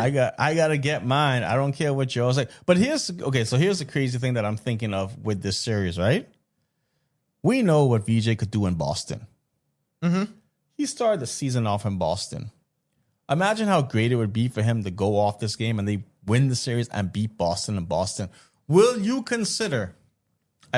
Probably not. But would you consider that if the 76ers win this series, Boston needs to change their roster? Or do you think the roster is fine enough with what it is to continue like another year? Because they didn't have Tatum for the whole year, but you have Tatum in the playoffs. I don't care if you're coming back from injury. Once you're on the court, you're saying you're 100%. That's what you're saying. Because could it be a Nugget situation that they got theirs? And also, I just want to say, I feel like we spoke about the Nuggets thing early, and then I see Bill Simmons talking about it. They got to be like listening to Guardian Radio 96.9. I'm sure they are taking our hits. But do you think that it is time for the Celtics to rebuild or still ride with? Because the type of coach they have, he's going to watch the town and say, nah, these my brothers. We gotta stick with it. What is that? He said he watches it every year. Every day or something like that. Ridiculous. Joe Mazzulla is just insane. Okay, so My thing with the Celtics is we've seen it work earlier on in their careers. People were saying that it wouldn't work with Tatum and Brown. I don't think Tatum and Brown are the problem. I think it's a philosophy problem. Now, whether the philosophy changes based on personnel, but they do go out and they get personnel that kind of fits what they're doing. Like Marcus Smart couldn't fit with this the way they currently play. But the irony is you probably need more guys like that. So all of those guys like that were kind of pushed out or moved. There was a transaction involving them because they didn't fit into what the image of what they wanted to portray. So they're not white players? Well, and Derek White. I think what they need to do is they need more glue guys, actually. It cannot be just everything is living and dying by the three. And I think that's scary though. Not living and dying, but when Tatum looked like he was like it was his other leg that he was lingering on and he was testing out. And to me, it's something where you got to be careful. I did not think he should have come. I don't think so either. I did not think he should come back. Like, I get it, but we've seen it too many times when a player comes back early, and it's not going to work in your favor, bro, because these people will forget you the minute you can't do what they expected you to do. And here's the crazy thing with that. So I don't forget which Achilles, I think it was his right Achilles he tore. And when you get injured like that, you naturally start putting more pressure on your other leg, regardless of what it is. That's what we say about all injuries. That's how it is. I was just looking at my shoe patterns, my tennis shoes, and I noticed that my right leg, like my right foot, like some of the shoe pattern was way more used up than my left because I put more pressure on my right side because that was AKA the good knee compared to the bad knee. Now it's evened out. With the shoes now, I can see like it's even out. I'm putting pressure on both. But at the same time, even though my leg feels 100%, I know I put so much more pressure on my right leg that it's just, you got to train yourself to get back to all right, let me start using my left leg more. Let me make sure I balance on that and do this. I'm just scared that he's come back so soon and so quick that now his left leg was overused and he's overcompensating and something happens on that. That is usually what happens. And that's the difficult thing about injuries. And that's the part of it that people don't think about, right? Being healthy and being healthy enough to be an effective NBA player are two completely different things. Being an effective NBA player and being an all-star, all-NBA team player, two completely different things. Offense and defense are two completely different things too, because Tatum could do what he has to do on offense and still look good, but he might struggle a little bit on the defensive side because that's lateral movement. It's just different movements. Can you guard Paul George like that for 40 minutes? No. And how many games in a row can you do it before? And if he has a problem heading into tonight, like you said, people were already. I don't know why it took that for people to question it, though. Yeah, no, but we were saying like we hope that. The last thing we want is injuries to happen to anyone, any player. And it's a scary thing when you pop a ligament, tear a muscle. Like that's just different because literally within a nanosecond, your whole life changes. And I don't mean that in a negative way. It just means like you are not doing what you're used to doing now. Not only that, you now have to take a year or however long to get to the point where you could then say, I can now try to do these things. It's not I'm coming back and I'm doing these things. Like, yes, we know NBA players, athletes have 24/7 coverage. They're not like the regular human being where it's like, oh, because even when I came back from the surgery, there were days when I was just like, this don't feel right. And then you just stop. But then there are days I go and it's like, oh, this is great. Like, no joke, last month, I was like, man, my meniscus, because it got trimmed, and you could just feel like the joint like hurting a little. And the last month, I haven't had that pain at all because I think maybe still it's, with the movement or whatever, it gets down to what it's supposed to be. It's going to be almost 2 years in September, but it takes a while. He doesn't get to have those moments like you have. Especially like what if he has that moment tonight? This is game 7. The last time we saw Tatum in game 7 against Philly, he had the most points ever in a game 7. 51. That was in 2003. That was a James Harden and Embiid led team. This is completely different, of course, because there's VJ. But let's go to something that you alluded to earlier, and we said it on the newscast like twice this week. This has been one of the clearest and oddest boom and bust kind of statistical analysis of a series that we've seen, because in the 3 Philly wins, VJ has made a 3. In the 3 Philly losses, he's missed every 3. So when he makes even 1 3, and John messaged me during game 6, once VJ made the 3, he was like, that's it. You win. Like, it's done. Because that's the way it turns out. So tonight, if you see VJ make a 3 in that first quarter, we headed to the second round, baby. Going to the second round. We headed to the second round.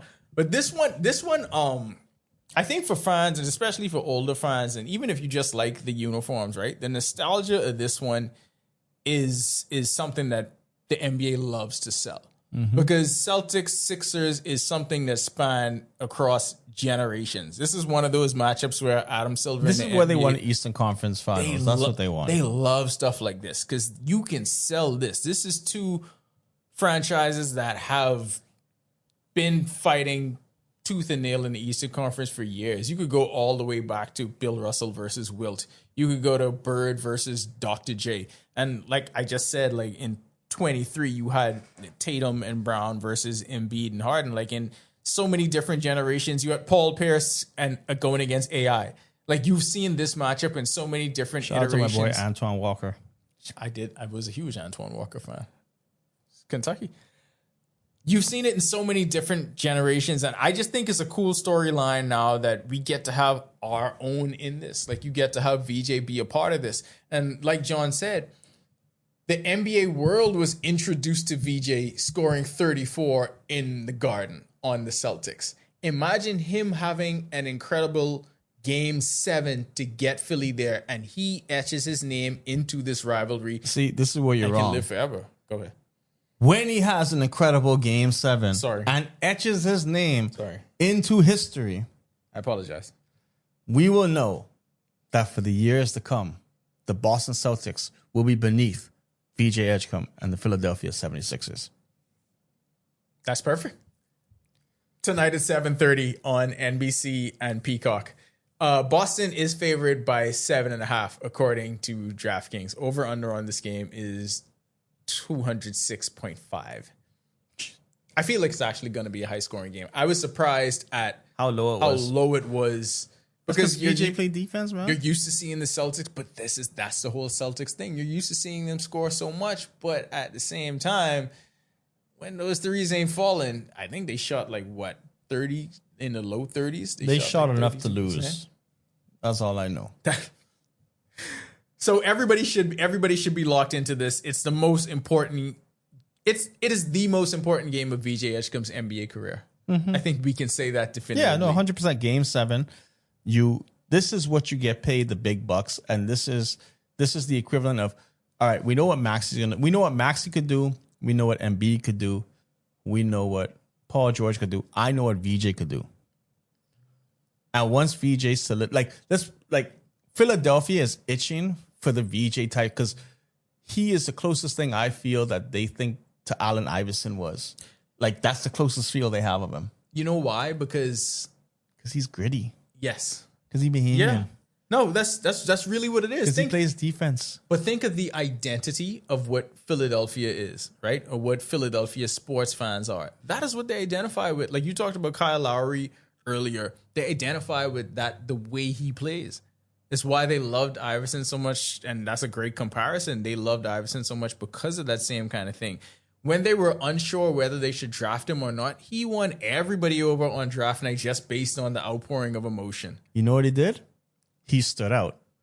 And if you're looking to make your brand stand out in the Bahamas, Sign Island has you covered. From bold, eye-catching signage to custom designs that bring your vision to life. We help your business get noticed, just like VJ. Whether it's storefront signs, banners, or vehicle graphics, Sign Island delivers quality, creativity, and fast service you can trust. Visit Sign Island today, where your brand comes first. This was such a great idea by us. Yeah. It was probably one of the greatest ideas that we've ever had. I'm just saying. We do it all. Like we really do it all, like Sign Island. So you should probably visit them on all their social media platforms, because if you like one of these political parties and you need some signs done, then head over to the boys at Sign Island. Quick, will get you sorted out. Where were we? We were talking about the playoffs. Yes. We were talking about what this moment can be and what it... We were talking about what the moment will be for VJ. There you go. I course corrected. The NBA Rookie of the Year award, they officially It's a named fraud, it. but you know. They gave it to Cooper Flag like they wanted, because you know what? For all the reasons that people think. You think you're watching VJ on TV right now? I hope he is. I hope he is. I hope all of them are. I hope everybody nothing that would be voted greater for for me for Philadelphia to just end up winning the championship. And, Same. And VJ just lifting the trophy up, and I could say, that's it. I wish it was possible for him to win Finals MVP. He got 1 second place vote. Everything else was just Cooper and Khan, because the NBA media was telling you all year long, social media was telling you all year long, Cooper and Khan, and that's just it. Both of them home still just watching VJ, and VJ ain't just there for the ride.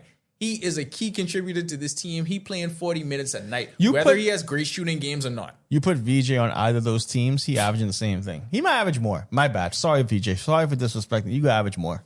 If he was just playing with a nothing team like the Mavericks, and you could take 50 shots a game, and you are never playing a game of consequence that means anything because nobody cares about your random Tuesday night games against the Bucks.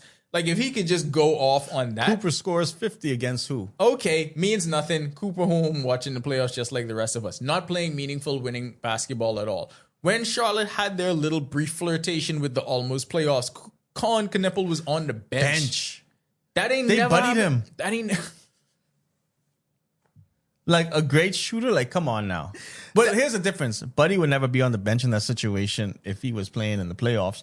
That ain't happening to VJ. If he had that great of a season. Yeah, none of that is happening to VJ.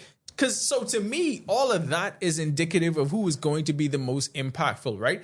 The last time, and when I was in LA for NBA All-Star Weekend, Colin Knippel was on the sidelines watching VJ be the star amongst his class. The star. And everyone could, I don't know how people are losing sight of that. That is what this next 50 and 20 years is going to play out like. Like, he is going to be the guy because he has something that they don't have. At no point, whether he was, like I said, he had a lot that they don't have. But. Whether he was shooting well or not, at no point could you say any of this moment was too big for VJ. No. That's one thing you can't say. But then you can't even, like, you put Colin Knippel or Cooper Flag in the same position. I don't think they flourish because, as we said earlier, VJ distributes the ball. He's an unselfish player.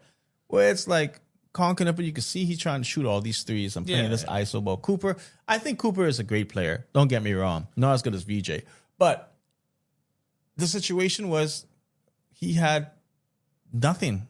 Like, nothing. You know what? I would have been more impressed if AD was still healthy, Kyrie was still healthy, and then you had the Mavericks team we thought we were going to see. Yep. And then, Cooper Flag was playing along that and still contributing and still being an important piece on a playoff team. Because to me, that's more important. No, to me, that's the big deal. That's what you shoot for. But if you ask Colin Knippel and Cooper Flag where they'd rather be right now, where do you think they want to be? They won't be playing, bro. They won't be in the playoffs. That's why it's important that VJ them make it to the finals, win the finals. He gets finals MVP, like you said. But that'd be a crazy story. It would be a crazy story. Oh, perfect segue to the next live read. They may not be playing, but one thing we know they're doing for sure, they're on vacation. They might even be here because NBA players love traveling to the Bahamas. Celebrities love direct traveling flights to the Bahamas. from Dallas and Charlotte. That's all I'm saying. And if they're here, they need to get around. Cooper Flag, Colin Knippel, I know who you can call. Pratt's Car Rental. If you need a reliable ride in the Bahamas, Cooperfly, Con Canipple, or anyone else, choose Pratt's Car Rental, your trusted partner on the road. And he has NBA connections, personal celebrity chef of Dwayne Wade. Whether you're here for business or vacation, Pratt's offers clean, comfortable vehicles at affordable rates with friendly service you can count on. From quick getaways to longer stays, they've got the perfect car ready for you. Drive with confidence, drive with ease, drive with Pratt's Car Rental. Book today and get moving the right way. Think of that during your off-season Con Canipple and Cooper flag. Do you have the flyer up this time? I did not have the flyer up this What is time. this, $50 a day, $300 a week? $50 a day, $300 a week. I was answering Mike Carey because he posted I saw hitting a jumper on me and if it's asking worthy. to be on the platform. And I am telling him that he will never be on this platform. 1 second. Not disrespecting our people. You hitting a jumper on me will If you do want never to know about the platform, what's trending in sports and pop culture across the Bahamas, 10th year seniors has you covered. Except for when Ronaldo gets a jump shot put over him. Yeah, not bad. From local athletes making waves to the hottest topics in music and entertainment and island life. This is your go-to blog for what everyone's talking about. And it doesn't stop there. We deliver live stream sports productions, BISS, GSSA. Yep. We do all of that. All sports. Bringing you the action wherever you are. Real takes, fresh content from a Bahamian perspective. Stay in the loop with 10thyearseniors.com. Info at 10ys.com. That's Info at 10ys.com because you need more of this. You need more of this. But you know what always stays in the loop in the Bahamas? What's that? The purple and gold. The Los Angeles Lakers. The most polarizing topic. It isn't politics or Junkanoo or advanced polling. What was the fourth one? Or complaining? Or complaining. I mean, that I think it all ties into complaining ties into everything. Yes, complaining is like going throughout the bloodstream. It hits everything. Los Angeles Lakers. The enigma of the Lakers. The aura of the Lakers. Let me tell you something about the Lakers. If y'all think y'all getting anywhere without DeAndre Ayton, y'all on air. How could... All I'm going to say is this, right? Y'all love to pick out these games where it's like, look at Aiden. He didn't do anything. Well, guess what? When he does something, look at the stats of these other guys and what they doing. You know what's crazy to me, bro? And like, we talked about it earlier, but algorithm searching and just clickbait has kind of ruined basketball dialogue to a certain extent. And it's not just with the people online. I think it's also main media members too that fall prey to it because they want the same thing. And from pretty much seems like out of nowhere, he became that topic of conversation and he became that lightning rod for everyone to just pile on. But we forget everything when he has great games. We forget everything when he's playing well. And now it's silent and damned if you do, damned if you don't. Has 3 double-doubles so far. Has 3 double-doubles in the series, the first round against Houston. And everyone was ready to make a big deal of it because he was playing against Clint Capella. And that's who a lot of it was about. But, I mean, when you see this play it out, then, yeah, he's not Clint Capella. Clint Capella doesn't even play for the Rockets. So how is DA even saying that? I mean, DA was right. DA was right. Wrong. Clint Capella's playing behind Alperen Şengün, and maybe if he might have 10 minutes throughout this whole series. Might. That's not what DA is. Like, DA has... I mean, thank God Austin Reeves came back in Game 5, but for a lot of it, he's been alongside LeBron. In Game 5, it was just him and LeBron to a certain extent that were getting it done, and then Austin Reeves started to have an impact when he came back. So Austin Reeves came back Game 5, right? And I'm not trying to say it's a bad move because a player like that you're never going to not keep. But it ain't like they did better with him on the court. But because you know how many wins they had without him? They had 3 of them. And now that he came back, I mean, I'm going by some numbers right now, right? But watching that, you know why they need him, because look at the rest of that starting lineup outside of LeBron and DA. I see that, but okay. He shot 4 for 16, 2 for 8. He scored 22 points. 22 points looks great. 12 for 13 from the free throw line. The dude shot 4 for 16. But it's his first game back, so I It's give him his some first kind game of back. grace. But what you need, No. If you're gonna complain about DeAndre when his stat lines come or whatever it is, that's a stat you don't want to see. 4 for 16.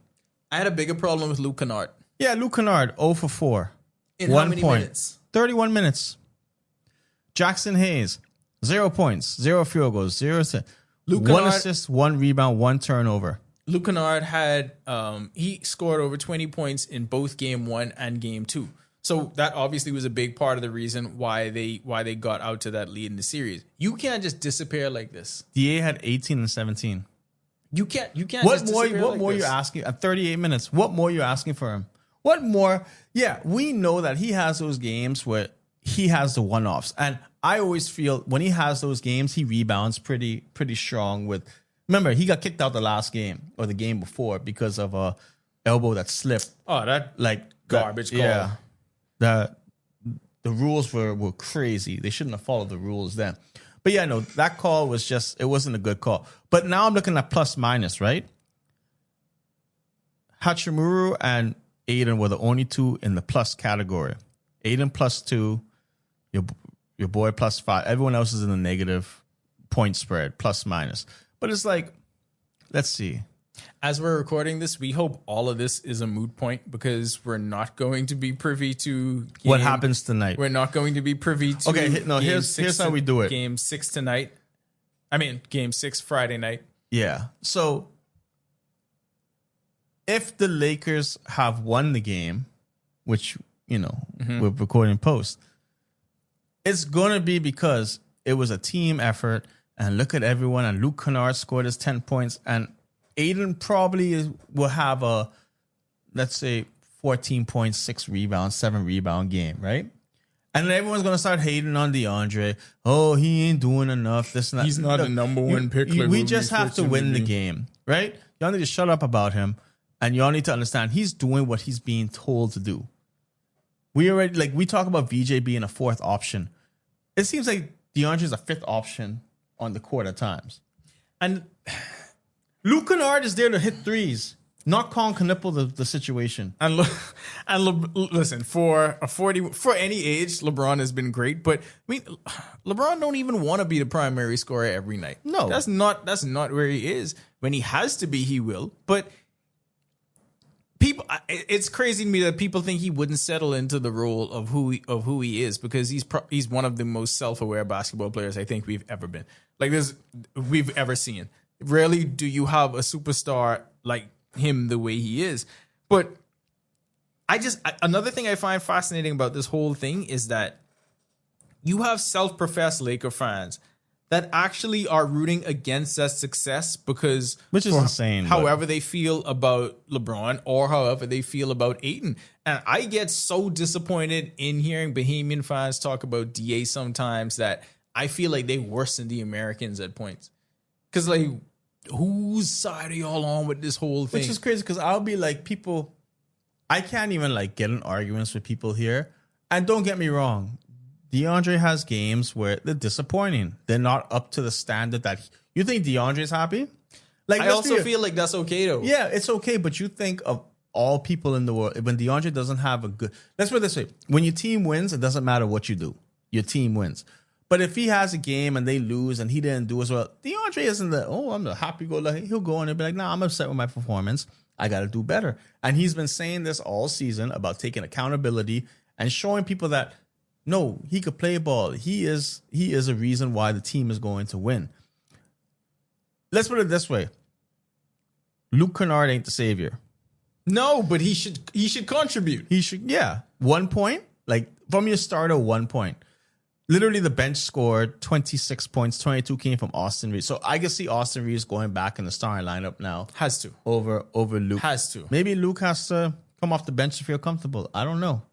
Role player. Yeah, do that. Do whatever it is. But Anyway, hopefully by the time this airs, we're talking about LA going on to play OKC. Yeah, because whatever it is, the next step. I love the internet because one of them is like, "Oh, the Lakers are losing the games on purpose to give Luka more time to heal." I actually said that to someone when we was on the court. I was like, "Yeah, you know, every game is one step closer to Luka being healthier." So, of course, Yeah, you just got to see. But go ahead. He has to come back against the Thunder, right? Has to, because I feel like they get swept. The Thunder's a really good team. He has to come back against the Thunder. As long as, I'm looking at this thing. Kai Jones could have been playing for the Lakers. There's a lot of teams he could be playing for. Yeah. There's a lot of teams he could be playing for. Okay. Do you want to go 10 minutes on Klay Thompson, Meg Thee Stallion and trying not to be offensive at all? We are going to do things are down bad. Okay. Let's go. I love when a plan comes together. And we're going to start off with Klay Thompson. Is things or is he down bad? Tings is Tings. Tings is Tings. What does Klay Thompson have to be down bad about? Nothing. Like, what is there? Guys, people break up every day, dog. All the time. People break up on this road every day. Let me tell you something about my boy Klay. He rich, He is going to have no problem finding another girlfriend. You know what I think it is, though? And I think we got to remember sometimes that we are privy to certain information. We have been privy to certain scenarios.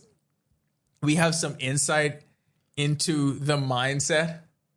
So we understand Klay Thompson better than most. First of all, I think we get as that. Bahamians, we know Bahamians don't cheat.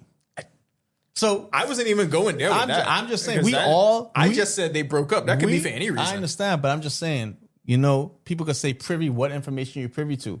We ain't privy to no information like that. All we could say as Bahamian men. We knew the man before this. Yeah, all we can say as Bahamian men. Bahamian men don't cheat. We don't cheat. And I know our listeners would agree with that. Of course they would.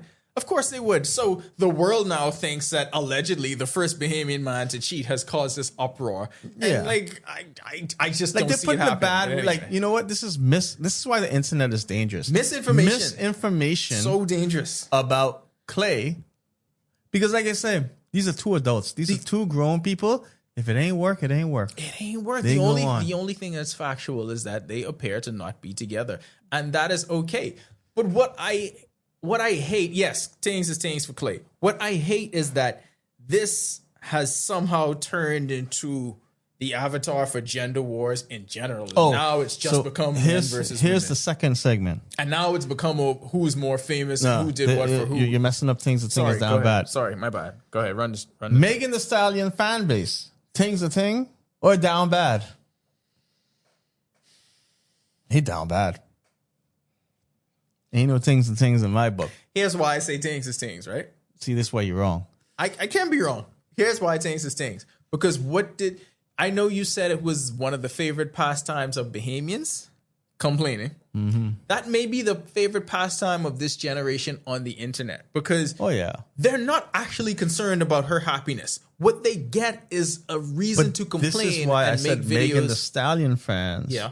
I didn't say just internet people in general. And the reason I think they're down bad is because they uneducated and ain't doing no research. I've seen multiple times, multiple people.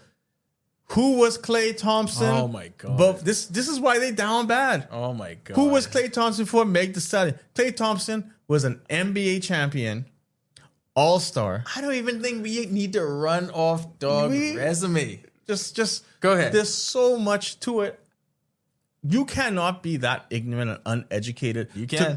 You can, if you're a Meg Thee Stallion fan, to go on the internet and see who Klay Thompson was. Do you know this man has another identity called China Klay? China Klay has a whole alter ego, China Klay, of when he goes to China, he's a different person. And you know how much people live in China? All. 1 billion people. You think because let's just put this out the way.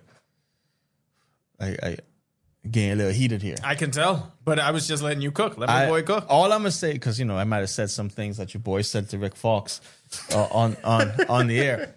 But all I'm gonna say is this, Getting right? dangerously close to that. People are looking Ain't no tent here. at social media where they'll be like, and I don't know this gal's name. I think she's stupid. Social media currency. But I agree that social media has a currency, right? But I promise you this.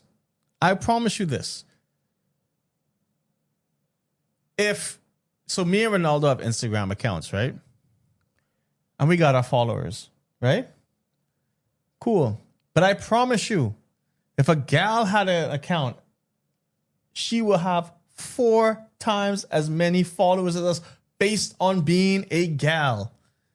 End of story. So I think Klay Thompson has like 15 million followers and Megan Thee Stallion has a 32 million. Why do you think 32 million people look at the list and see how much guys are following her, not gals. She does some things on the socials that Exactly. that makes one want to follow.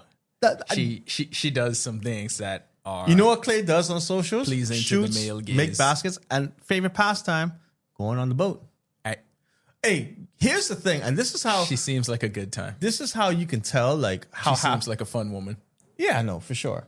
But remember, Klay used to do Instagram live from his boat like every week. Yeah, that stopped. Then it stopped. Getting gals. And guess what?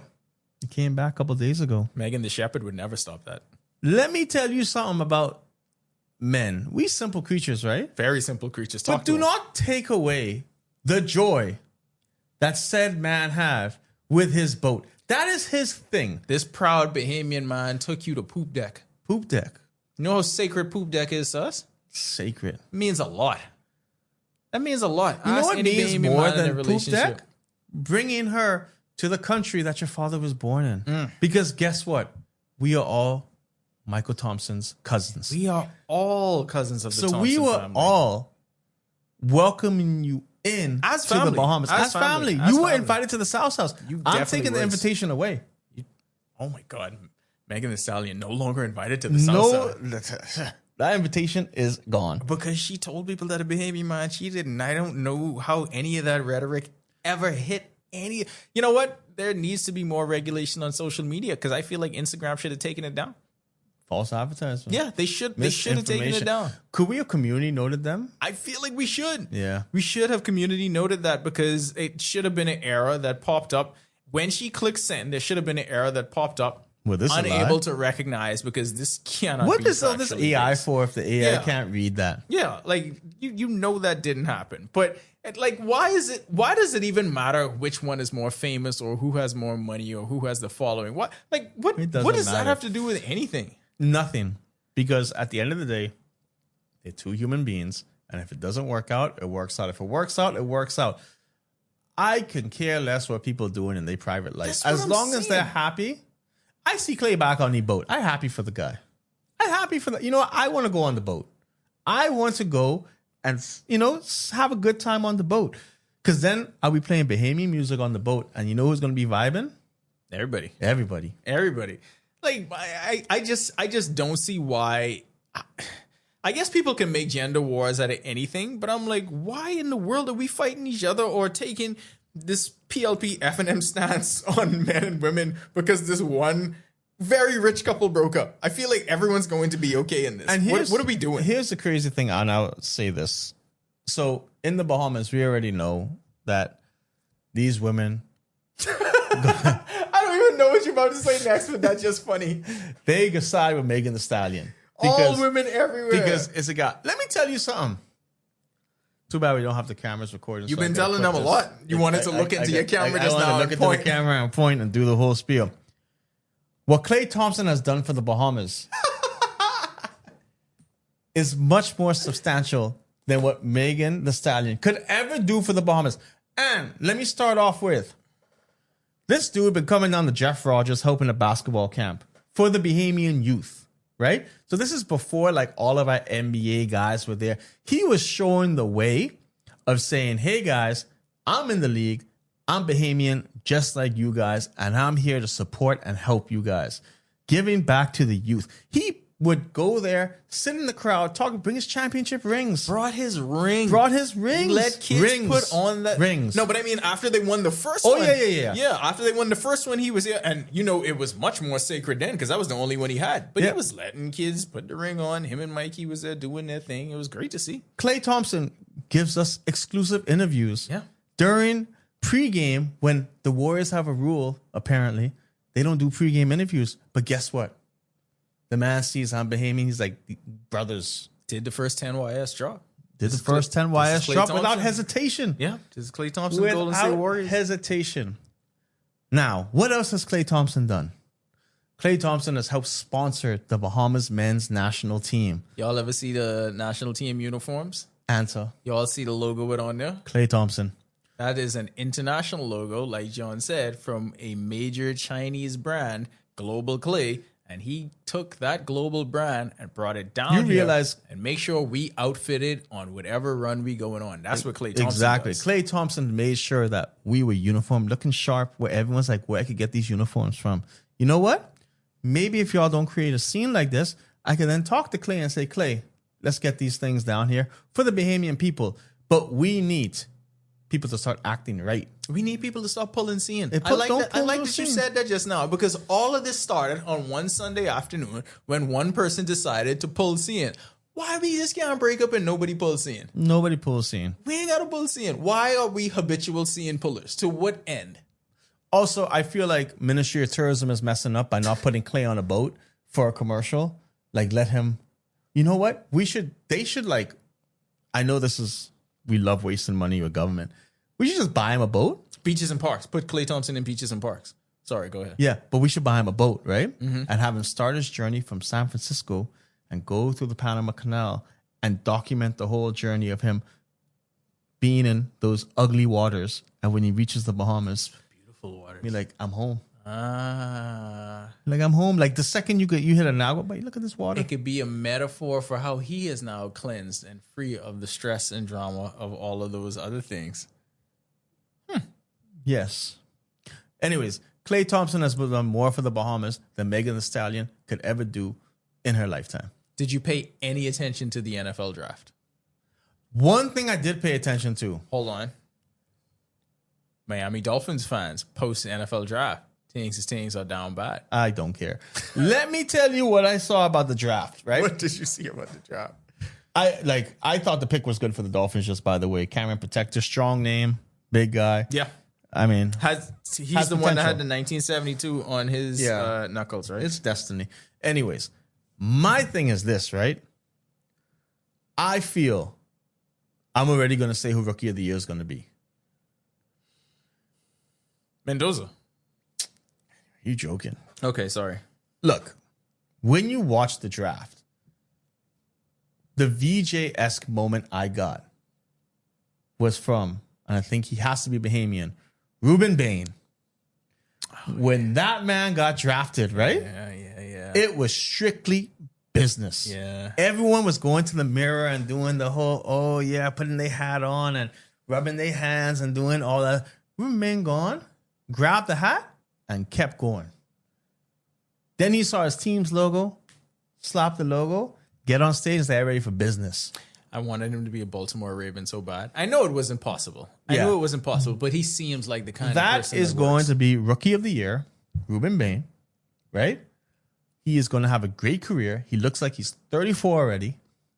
The key to actually longevity is to look older as early as possible. So you know who my player comp is to him? Who's that? Warren Sapp. A lot of people have been saying Warren Sapp and Aaron Donald. Yeah, well, I just know that the last time there was a player from the University of Miami that got drafted like a defensive end, that was the guy, was Warren Sapp. I just think that Ruben Bain, I mean to Buccaneers, I think that Ruben Bain is going to be the man. Like, I thought the Dolphins were going to draft him. Yeah. But Dolphins drafting University of Miami players don't usually It don't work out. out. But I mean, I thought he was going to be different if that happened, just based solely on, like you said, his reaction to everything. So I thought like that's in his character. And You know what would have been great about getting him, and no matter where he went, I think it would have been great because he was able to have that chip on my shoulder, they don't believe in me kind of thing. And the reason he had it, obviously, is because people were doing everything to try to tank his stock headed into that. His hands too small, his reach too small. Y'all knew he had these same measurements his entire career in Miami. And he was carrying on back. And he was a dominant force. And even everything coming out with the car accident, right, that happened when he was a sophomore, that obviously Ruben Bain never went to prison for, never got. This was something that wasn't out there in the public eye. Even the victim's family came out and spoke in support of Ruben Bain because it was an accident. But the timing of that story just felt like there was some skullduggery up with that, right? And it's like his stock was being tanked. But boy, I know we were talking about Ruben Bain, but I think we have time for one more thing. We do. It's Let's go. Bad. Let's hear it. We got like 4 minutes left, so we good. Mike Vrabel. Oh boy. I cannot believe that we didn't go here, right? Because we got to take it back to, okay, first of all, Mike Vrabel, tinks. We got to take it sure. to Diana Rossini, down bad. Down bad.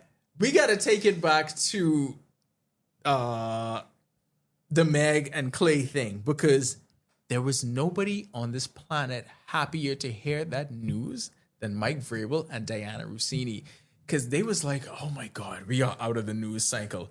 Thank God something else happened. Some other relationship. They wish that happened earlier.